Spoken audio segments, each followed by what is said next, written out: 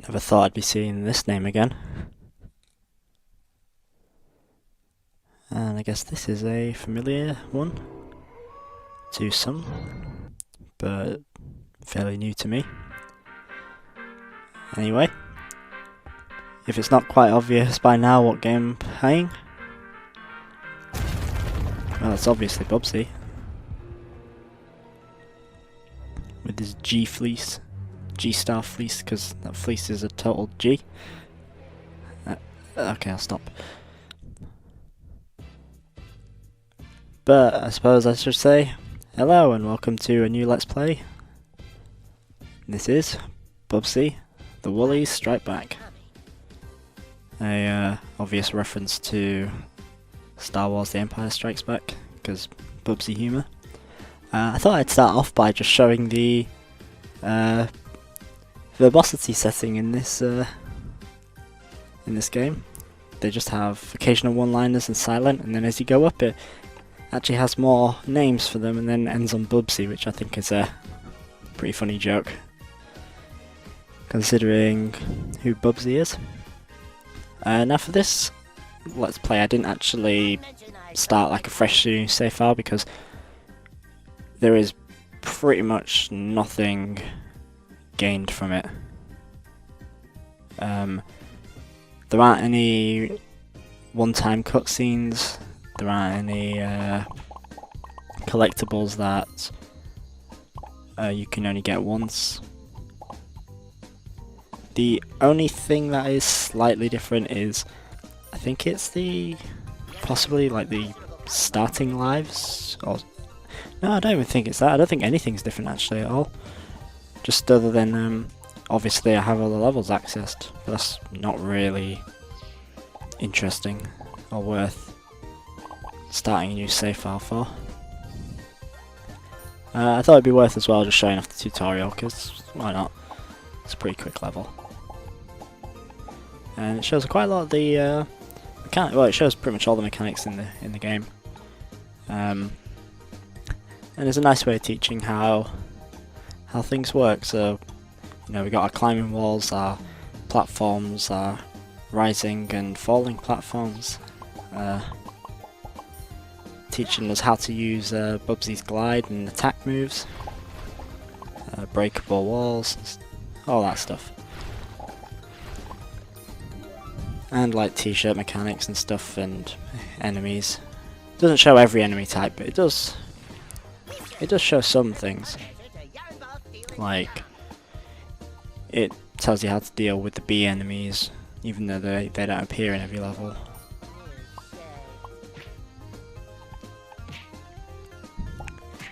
But yeah, I'll oh, actually almost at the end of this tutorial level already. But yeah, Bubsy has made a return. Well, oh, I say that as if it's kind of new. This game came out like in 2017. Yeah, Bubsy has had a very rocky past.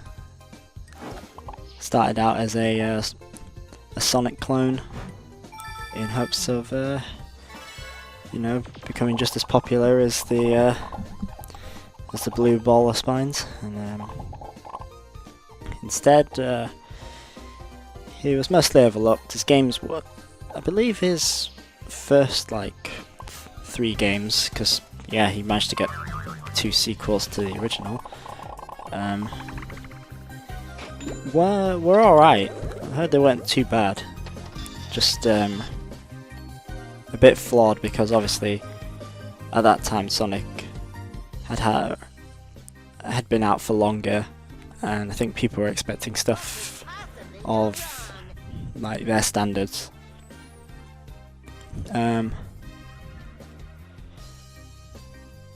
then they tried to make the jump to 3D, and unfortunately that's where everything went wrong, because if you are the one of 2 people who don't know, Bubsy 3D is considered one of the worst video games of all time, and it's possibly the worst PS1 game of all time. controls are bad, the game looks bad, it's very unfinished, very annoying and counterintuitive in its design. Bubsy is very obnoxious. And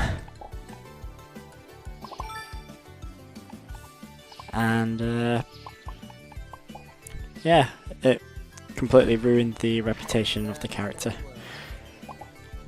Although the guy who actually, I think, like directed that game, he said, he went ahead and said, oh, there was nothing wrong with the game actually, it's just because the only reason why Bubsy 3D was a failure was because Mario 64 came out and was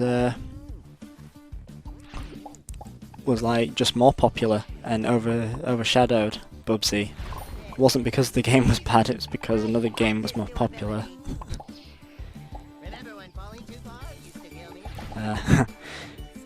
Thankfully, Bubsy is not annoying in this game. It actually has some funny voice lines, some good humour, some good. Some's a bit.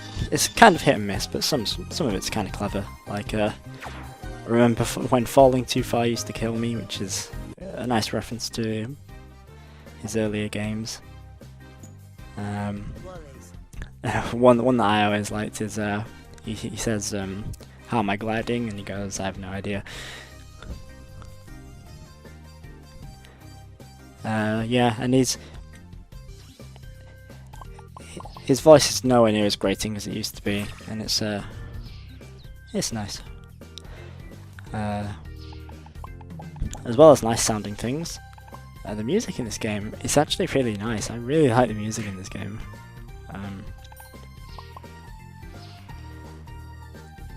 It's got like a kind of... there's a lot of synth and it's very sort of upbeat but also like futuristic, and it really like fits the mood. I don't remember his full name, but I know the composer's name is... there's two composers for this game, but the main one who did most of the music is... his name's Fabian, I don't remember his last name, but he goes by like Rapture Music, I think. And he also composed the music for the DS game, Gianna Sisters DS. Another game which... like another series that kind of fell into obscurity and then resurfaced, actually thanks to the same company that's doing this to Bubsy.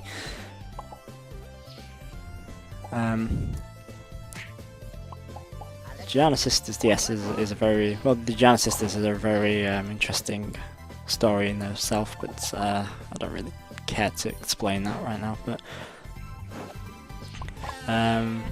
music in the game is good. I like the music in Gianna Sisters DS, and I like the music in this, and just have to say well done, Mr. Fabian. He seems like a really nice guy as well, because actually if you go on like YouTube videos of soundtracks of his games, he does actually comment on them, and he does reply to people when they like say stuff, and he's like, "Oh, thank you for the compliment." And I think that's really like sweet. There is one strange thing with the music in this game though, is some levels use the same music tracks as others, but the track doesn't restart. It actually continues on from however far, like whatever point the music track was in the last level which it played.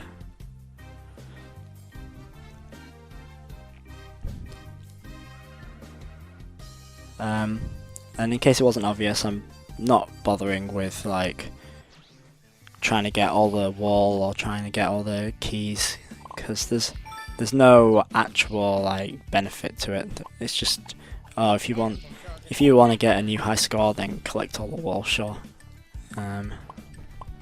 Because that's all they are. They're just points MacGuffins. And the keys are just, oh, do you want a big point bonus at the end? Well, then grab a key or two. Well, all five really.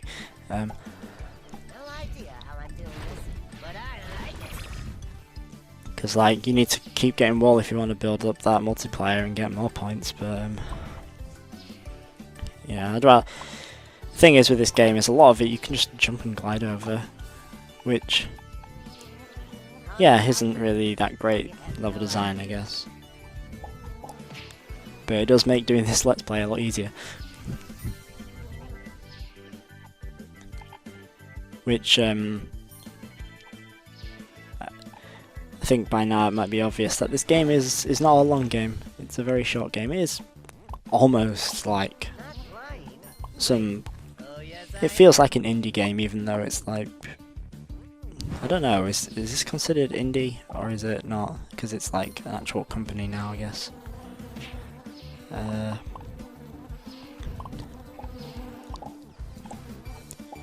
But yeah, the levels are short, and they're made even shorter by the fact that you can just like fly over all of it.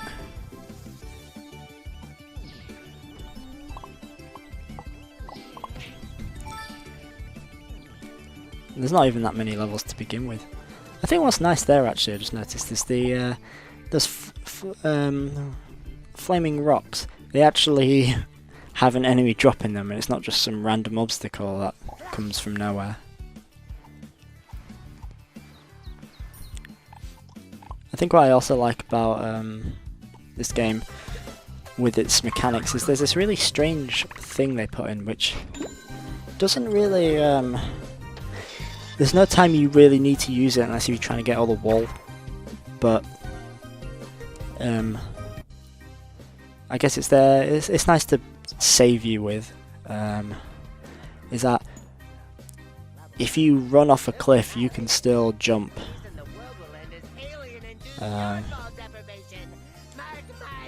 Which means you can actually get a lot more like horizontal distance in the air. But it's a bit tricky sometimes to pull off, and it's usually just not worth it. And yeah, we're already in the first boss with an interesting like restaurant background. The bosses in this game are actually not too bad. I think each time you are facing the two queens of like the woolly planet thing. I think this boss is probably like one of the better ones. The biggest problem with them is there's quite a bit of waiting between times where you can attack, and some of the boss patterns are a bit difficult to like predict or understand. Like, why would I, unless if I wanted to like waste time and sit and look at how each attack works, like why would I know them digging into the ground that particular time would cause 3 rocks to fly out? Or how do I know them spinning like that? I mean, yeah, it kind of looks like a drill, but they already slammed into the ground, so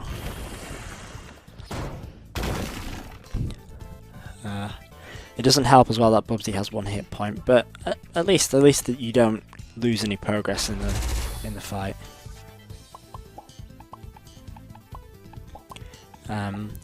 His pounce is your friend,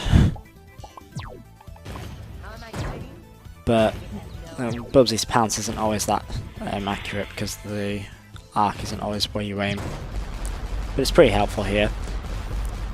And one last thing that I quite like about the bosses is there's more than one opportunity, it seems, to hit them, which is nice. You're not waiting for this obvious hit point, it's just, oh, whenever they're on the ground you can jump on them. Which is always nice in boss design, that you can always get additional hits in. And I also got all the wool in that level. That's pretty neat. But anyway, in the next part we'll be doing some more levels, so see you then.